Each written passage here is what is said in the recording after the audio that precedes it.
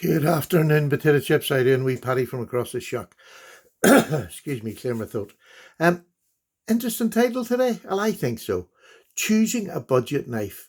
There's loads of videos out there that are on mid to higher range knives now, and that's the kind of knives that I actually like now. Now, as you know, that is not the only type of knives I like. I love budget knives as well. But I'm more choosy now on my budget knives than I probably am on my higher end ones, because a lot of the times if it's a GEC I'm chasing, if I don't get the one I want, I'll maybe just get another one, at the drop of a hat without putting a lot of thought into it, because I know what I'm getting is going to be good and I can then sell or trade it for something else more that I want. So to get the higher end knives, one, I have to have the money ready to get it, or I got something to trade for it. And I find that an easier decision to make because I know the quality I'm going to get. I love my Jack Wolves knives, but they're 250, £275 knives. And I'm fortunate enough to get them for free. But when you get that standard, you realize there is a difference. But, and this is always going to be the but, I still have this love of budget knives because they are so used. They're the knives I use the most. If truth be told, I carry the other ones and I use them, but the budget knives is the kind of knives that I'm going to use more than anything, especially for sort of dirty jobs or that, I don't want to take a good knife with me. So I actually spent more time thinking about them than I do the higher end. I know that sounds a bit crazy, and it does in my head, because I used to be, when I started the budget game, I had hundreds of budget knives and I loved them and used them, and I still have a lot of them left that I still use today because they were good knives 5 years ago. They don't just stop being good knives. And one of the things I'm ranting on about a lot at the minute is, the blade steels. Yes, I do like these modern blade steels. It's not that I don't like them. They're fantastic and it's great to have, and if you spend a lot of money, you want the best you can get for that money. There's nothing wrong with that. But I don't need any more than a 400 series, 420, 440A, 440B, 440C. Them steels will do me in my everyday life. And that's just truth. Now, again, you need to know how to sharpen. And again, I'm going to rant on about that. If you don't know how to sharpen, flip and learn and stop being so stubborn. It's another part of the hobby that becomes a pleasure to do. Once you learn how to sharpen, there's nothing better than sharpening your own tool and being self-sufficient in that way. But I've laid down here some of the budget knives that I tend to go for now. And do you know what brought this to my head this morning is Rough Rider, who, you know what I think of Rough Rider? I think they're a fantastic company. They put out knives that we can afford that are good, from very budget to, up to the mid-range now. Rough Rider are going. And that's the reason why the video, I was watching this APTA, it's the new line from Rough Rider. And I'm thinking, what is the point of that line?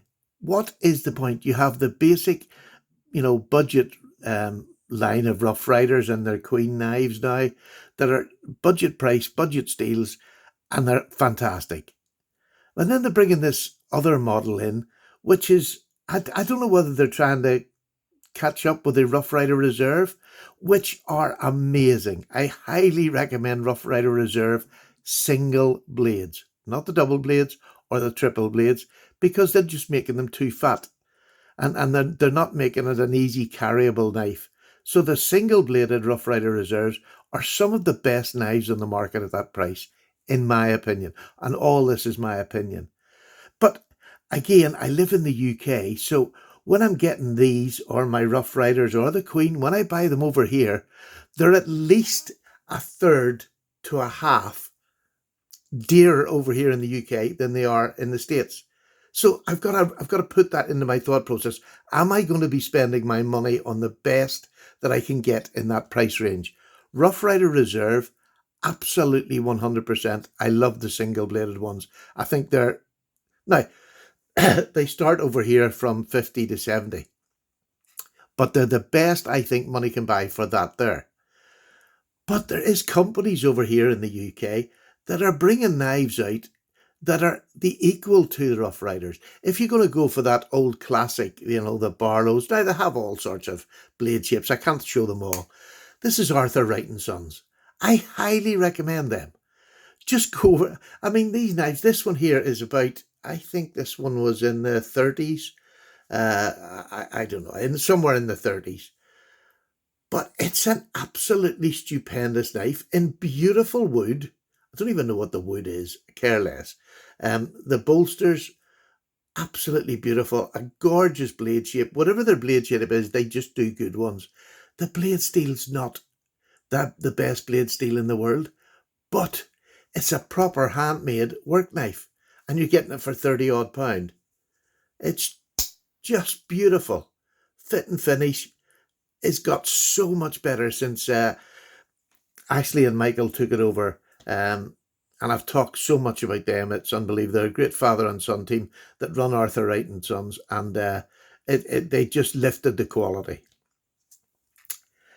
Twisted Assisted, another company that's back on the go here in the UK. Here's their rendition of a traditional knife. Brother, yeah, but it's carbon fibre. It has the most beautiful clip point blade in VG10, and this again is under £40. It's just a fantastic knife. It really is so well made. So although these, I know in America there's so much, they're in the teens and the early 20s, but over here, this is a Marvels one, just by the way. But I mean, when they get over here, these are high 20s to mid 30 price knives over here. So it's more expensive. I'd rather buy something from here than spend the money now on Rough Riders. Although they're good in the Queen City, they're fantastic. And I do buy them when I get one. Like, I brought this one out because this bone on this is just gorgeous. It's a lovely green bone. Yes, it's got that sort of trademark jigging pattern. It's just a gorgeous knife, really well made. 440A, but you've got two beautiful blades on this. Two full blades, different clips, beautiful knife. The Rough Rider Reserves. Again, they're expensive. By the time they get over here, they're really expensive, sort of from 50 to 70. But these are absolutely stunning. In D2, yeah, they're in D2 steel, which is a fantastic steel. I don't care what anybody says. If it's heat treated right, fantastic steel, and Rough Rider do an okay job on it. But these are highly recommended, and so are these. The Rough Riders you can buy anywhere, and hopefully you'll get them cheap, because they are a good, cheap budget option. And when I say cheap, I don't mean they're shoddy made, because they're not. Probably 80% of the ones you get are going to have lovely back springs. They maybe give an odd wee gap, but that's nothing. That's nothing in a knife that's that price. My other joy is buying older knives, and I love collecting at the minute. I'm on the old American knives. This is a PAL Cutlery Company. This is a Stockman. It's an absolute treat. It's old, but these blades still have fantastic snap. They've been used. They've got a bit of life in them. Just gorgeous with that old carbon steel. It's just fantastic. Here's a Remington. Again, look at that beautiful blade. Beautiful blade. And, this is maybe not as old as this Palco, but it's just a gorgeous knife. Fit and finish, absolutely beautiful. So, I mean, I tend to look for the older knives as well. And where do I get them? Usually on Etsy or some of the trading groups I'm on. Join the groups that are on Facebook, because you're able to, there's groups that sell these type of knives, groups that sell them types, and group that sells all sorts of different knives. And if you join them and see what they're selling, that's where you're going to get them at prices that are equatable to what they're paying for them in the States. And they're knives that are already over here, so we're not having to pay shipping and taxes. These are old knives, and they do everybody good, every bit as good as a daily carry. So, I mean, from the Rough Rider and Queen and Marbles, that sort of knives, they're great. But you have to remember, by the time they get over to the UK, now if you're in the States, they're fine. Buy them all day long because at the prices they sell them for, it's just silly. They're far too good for the prices they're selling for. The Rough Rider Reserve, to me, are worth investing the money in to get them over here. But if you can buy them over here on these in the sites in Facebook, I mean, people say there's bickering. You don't have to join the site to be in love with it. You just join it and follow it and see what's for sale. And I mean, you can sell your knives on them. You're not paying for it, or other people are not paying, any commission. They're just great sites for buying and selling over here in the UK. And I'm sure they're exactly the same in the States. So whatever I'm saying about the UK is relevant over there.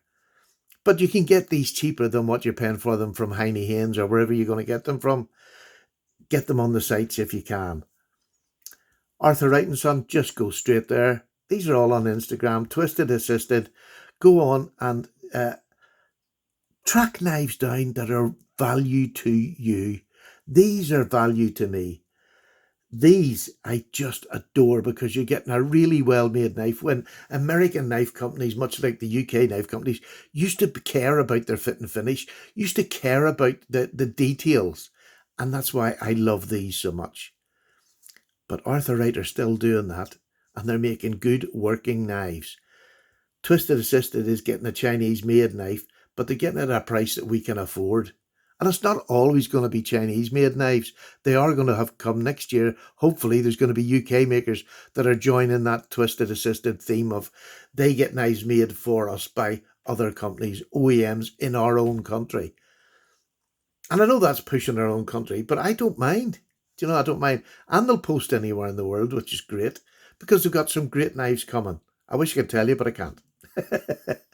But there again, the choice for budget knives is always going to be massive because there's lots of people making budget knives, but there's not lots of people making budget knives that are really good for the price you're paying for.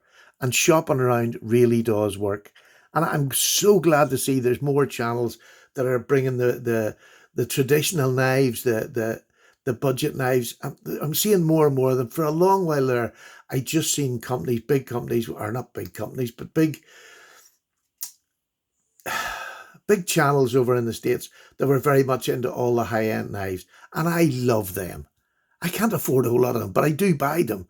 And I enjoy saving up and buying them. And when I get them, it means something. It really does mean something. Because when you've done this for a long time, to just only have budget knives would be a waste of your time. In my opinion. And this is just my view. So I do like that widespread of knives. And I mean, I'll use these before I'm going to use a £300 knife to do any dirty work or any hard work. And that's the joy of having them in the collection. They're working knives. The high-end ones, for all said and done, there's a few I use on a constant, if not daily, weekly basis for cutting, and I don't care. I love that, including my Jack Wolf knives. I love using them knives. And I have a couple I really do hard use as well. I have no fear. But there's a couple that I'm not going to hard use because of the covers are so nice. But micarta has been the godsend of, high-end knives. No matter what the knife is, if you can put micarta on it, to me it makes it a really easy choice to use as a knife. Have I waffled on long enough? Yes, I just think like it was just them Abda ones, and I know they're good knives, but they're not as good as Rough Rider Reserve, and I would rather save up and buy the Rough Rider Reserve than something that's just in between the Rough Rider Reserve and the basic Rough Rider knives. Does that make sense? I don't need anything in between there. This is the higher end of budget to the lower end of budget. And to put something in it, there's no need. There's no need. For me, there's no need. I mean, I would rather have them invest more money in doing the Rough Riders, bring their price down just a little bit, but give us some more cover materials, bone, give us something else in the Rough Rider Reserve. Twisted Assisted, Arthur Wright, Taylor's Eyewitness is another one. They're knives you can buy, and they have budget to high end. Choose wisely. And maybe, I'm not saying I'm a great, I'm the best reviewer of budget knives, anything like that. But Do you know, I've had to thin my collection out because over the years I'd built up hundreds of knives that was given to me for channel reviews and things like that. And I got rid of most of them. And I now just keep budget knives that are good, that I think are good, that I've used, I've sharpened, and that's the knives I want to keep in my collection that I know are good. So that when I'm giving you information, I'm giving you honest information of use and not just this. In the beginning, it was just a mass of knives came in. And because it was a budget channel, I got fired loads of budget knives. And at the time, it's great and it keeps your channel going. And you can sell them in batches, get a bit more money, and buy a little bit more high end. It's a great way to do it because I have not used any of my family money for my channel. And that's important to me too. So I probably waffled on too much. But I spend as much time picking my next budget knife as I do my next expensive knife. And I think that's the way to go. It's pointless having drawers full of knives that, yes, are great value and are a great price, but you don't use them. They just lie in the drawer. Do you know what I mean? They're lying in a drawer. Change them, sell them, use the sites out there on Facebook, on Instagram, sell them and buy something else. Put a clump together, get a little bit higher value, buy something that's just a wee bit higher value, like the Rough Rider Reserve. Because I know a lot of people count this as high end, and not everybody's rolling in money, but you can still have a good knife by getting rid of some of the knives you've got. I hoarded mine for years, and it's taken me so long to sell them because you don't get your money back. But I've been able to do it in clumps, and then I get enough money to buy something that's more relevant and I'm going to use, and something I want to show off in my collection. Um, anyway, I'm probably talking a lot of nonsense, but take your time when you're buying and don't just buy in quantity for the sake of having it on your channel. People who like you on your channel will come back for you as much as the knives, and to have a selection of knives that you know and you use and you're confident at recommending, that's what makes a difference. That's what makes a difference. Um, there's plenty out there that are doing the high end stuff. There's no rush to get there, but there's nothing to stop you get there if you take it gradually over time. You build up a selection of, budget knives, then clump them together, sell them, buy something just a wee bit different with the money you've saved or whatever. I sound like Daddy Bear. Right, I'm away for a cup of tea. Bye now.